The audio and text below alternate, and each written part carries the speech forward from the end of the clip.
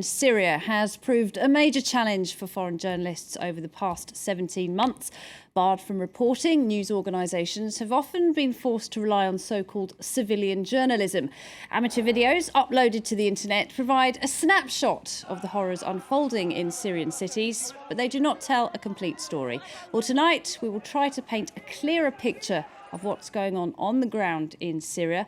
We'll be talking to the journalists who have been inside this war-torn nation to bring us the story themselves. Let me introduce them to you tonight. They are France 24 reporter Shadi Shlela.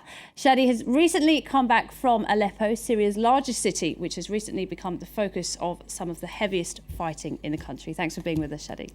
Also with us is Lama Kaya. She's an online activist and a freelance journalist. Lama says she supports the revolution. She is Syrian, but isn't affiliated with any political group. Good evening to you. Good evening to you. Thanks.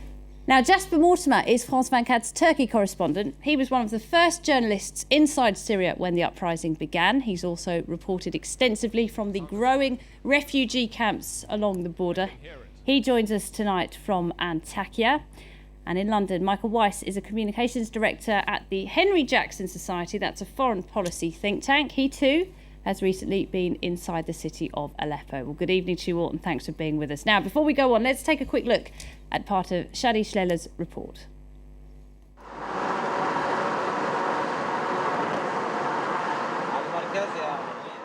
A charred and deserted wasteland. This is all that's left of the town of Atarib, a few kilometres from Aleppo. It's now under the control of the Free Syrian Army after 2 months of bloody fighting with the regime. Battle scars are everywhere. The remains of government tanks still litter the streets. More than 90% of the population have fled. Only a few have stayed, unable or unwilling to leave. Getting their daily bread has become an obsession for the families left behind. This anxious crowd is gathered around the bakery. They've waited for hours in the searing sun, and hunger is driving some to lose patience with the Free Syrian Army. I've been waiting since 6 a.m. Before we used to complain the regime was unfair, but it was worth its weight in gold compared to these rebels. The Free Syrian Army cars come here and then leave with all our bread. Why? Aren't we human beings? The anger is boiling over inside the bakery. They have to queue up. What's wrong with you? Why are you doing this? They have to queue up. There's simply not enough bread to go around. The Free Syrian Army insists they're doing their best to control the chaos, but production is dwindling. With the FSA, we're trying to organise the queuing out there so that people don't start killing each other. The bakery's only operating 8 hours a day at the moment. Before, it was operating 24/7. Since the beginning of the fighting, the bakery has lost the vast majority of its staff. I've got 200 tons of flour in here. We've got everything we need to make bread. It's all ready. But because of this crisis, these events, I really don't know what's happening these days. That was Shadi Shlela's report, voiced by his colleague Catherine Norris-Trent. Shadi, first question then, who is winning the battle for Aleppo? Well, clearly not the civilians. They are paying the price of this battle. But if we want to talk about both sides, like the regular traditional army and the Free Syrian Army, this war is exhausting to an army, a traditional army, and eventually it would continue and it would last for a month, maybe, or more than a month. And I don't think that even if the regime takes control of this city, he won't be able to control it, and there would be the Free Syrian Army would be making ambushes and working like to kick him out again out of the city. I don't think there would be a clear winner in this war, at least not in the following weeks. Now, in the Western media, there's been a lot of talk about global jihadists, possibly members of Al-Qaeda and other organisations infiltrating the rebels. Did you see any evidence of that yourself? I haven't myself, even though I've heard, like you did, reports, and we read reports about it. I haven't seen any myself. I've seen fighters in Libya who were willing to go to Syria when I was in Libya. I've heard that some of the Libyans were there, some of other jihadists were there. I haven't witnessed myself. I won't speculate about it, of course. Okay.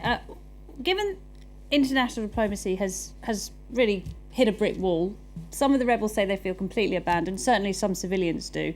How is the morale of the people fighting now to unseat President al-Assad? Well, the rebel groups are very, we have many different rebel groups from the Syrian army. Some of them believe that they would win on the ground, they would win the battle. Some of them are start to lose faith, and they need weapons, they ask for weapons. Even though when I passed the Turkish border, I've seen many cars taking weapons inside this area. They believe, some of them are like jihadists, saying that we would fight until the end. We are willing to die as martyrs and finish this battle to the end. They are trying also to deal with the problems inside the cities they control, like providing food and shelter to people who are running away from Aleppo. They have many things to deal with, and they are really they don't have the means to. And we just saw, didn't we, some scuffles in your report there, some tensions caused by the shortages of bread. I mean, on a day-to-day basis, are people still supporting this rebellion, or do they just wish things would go back to normal? Well, no one would say they would like to be back to the past, or the Assad regime to come back to this area, at least where I was in Atarib, next to Aleppo. People are sick of what's happening. They want this war to stop. They want to get back to their lives and their schools, and to have safe shelters and safe places to their children. Mainly, this is what they told me and what they showed me on the ground. All right, Shadi, thank you very much indeed. Now, let's get to Michael Weiss. He's joining us from London. As I say, he's also been recently in Aleppo. Michael, is this consistent with what you've been seeing? I would say so.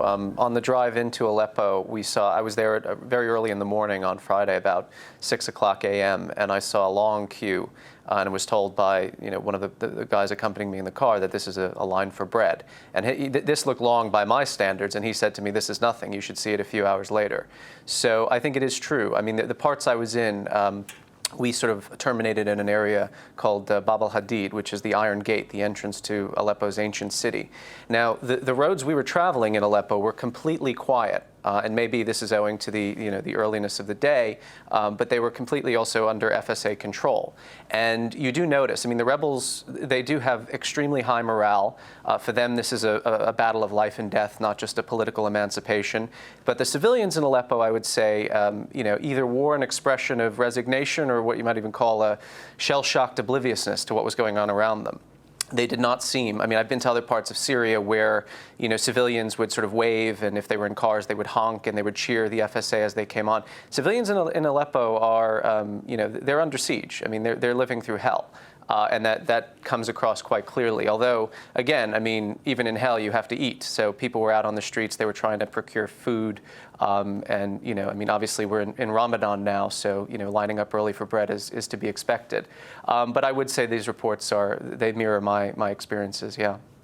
Lamakaya, tell us about your experiences, what you've been hearing about what's going on the ground. Well, I just would like to comment on the report itself, if you allow me. It's just showing that people are complaining of shortage of bread because of FSY or having the battles on the ground, which is, of course, it's true because there are battles, but it's not because the crisis basically and the shortage of the basic needs of people to eat and drink and everything. It's because it's been for more than a year and a half now, and it's not because the battles and because the FSY wants to eat. Basically, it's because everybody wants to eat and there is no enough food or basic needs, and because the regime originally destroyed everything, nobody has any jobs. So I mean, it's just natural that you have shortage of bread and water, and even a regime had cut off electricity, water, all supplies. There is no medical. How long can people be expected to live under these conditions? You cannot tell. Nobody can tell really, because it's still going on.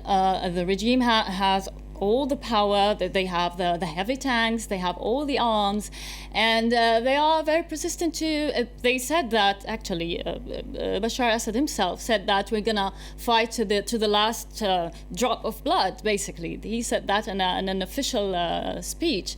So they are fighting for the regime power and their life, basically. So they'll do anything and everything, no matter how long it will take. They want to do it. Shadi, if I could just ask you another question. While you were in Aleppo, did you see evidence that this conflict is becoming more sectarian in nature, that people are going more and more to their own religion and their own tribes, if you like? Some of them are, especially people who are fighting, not the people, not the civilians. Especially fighters are. Some of them, most of them, are fighting on a sectarian, when you don't have anything anything to left, you go back to God in those places. So they are mainly going back to their God, and they are somehow this sectarian thing is really uprising there, and it's more and more every time we talk to people. They are a little bit against Shiites, against like Sunni against Shiites, and talking about it more and more. If I may interrupt on that, I don't think it's at all a sectarian kind of fight at all. I mean, it's not like that. Yes, the regime tried to play that game in certain areas.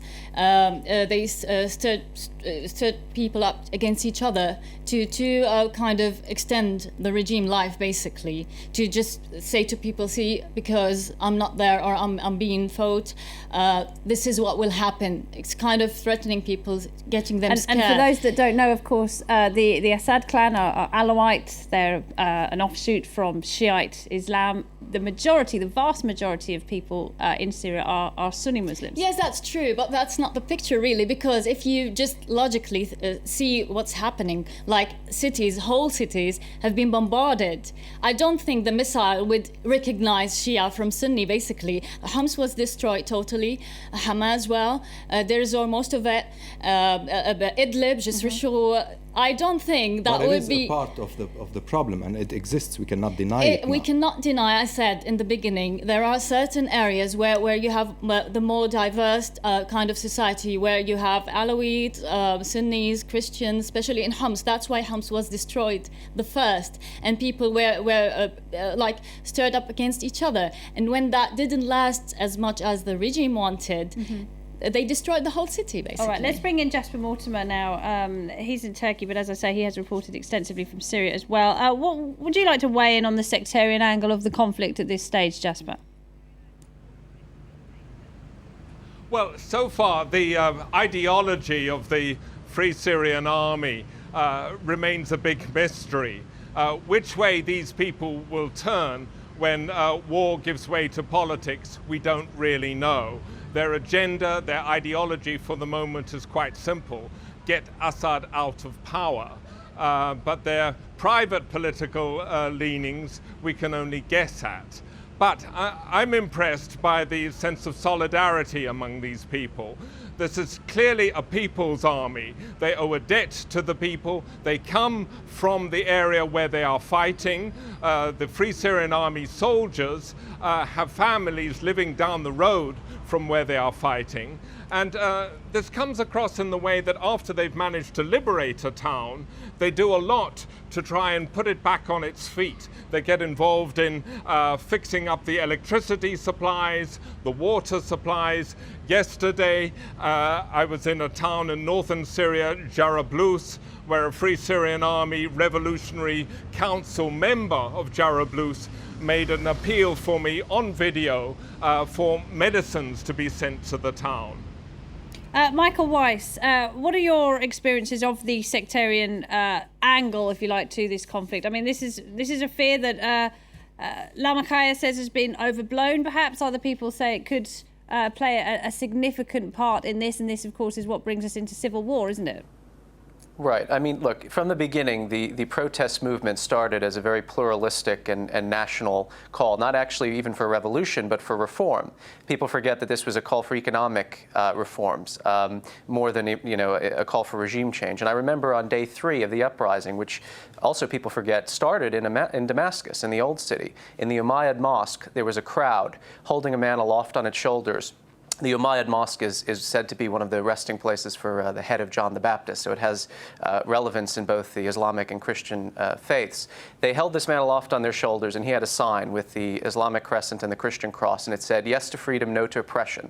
So, but that said, the regime from day one has been trying to exploit and sow the seeds of a sectarian conflict. And if you look at where several massacres have taken place, most notoriously in Hula, these tend to be Sunni villages surrounded by Alawite strongholds. Strongholds, by the way, where a lot of the Shabiha and the Mukhabarat come from. And these terror campaigns the regime has waged are designed to do 2 things. On the one hand, put the Sunnis of Syria on notice that, if you join with the FSA or you join the opposition, we're going to come and kill you. But even more important than that, I think, is to try and convince Alawites that your lot lies with us. If we go politically, you will go physically from this country.